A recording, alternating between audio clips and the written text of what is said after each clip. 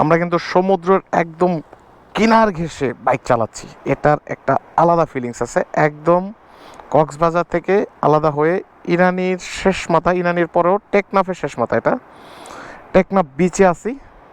So এই জায়গাটা একদম নিরিবিলি এবং এখানে বাইক নিয়ে নামা ওঠা কোনো নিষেধাজ্ঞা নাই। আমরা একটা গ্যাপ ধরে টুস করে নেমে আসছি। সো এখন এটার বিচের পার দিয়ে বাইকটা নিয়ে টুং টুং টুং টুং করে ঘুরে বেড়াবো। ওই যে সামনে কিছু পাখি দেখা যায়, ওই পাখিগুলোর একটা ধাওয়া দিব। হ্যাঁ, ওদেরকে দেখি ক্যাচ করা যায় কিনা।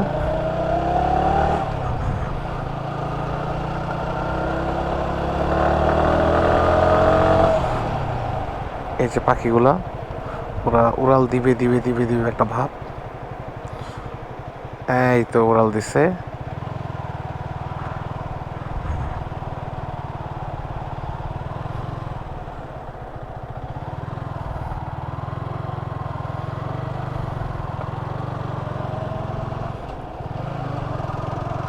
উফ, সামনের ভিউটা অস্থির,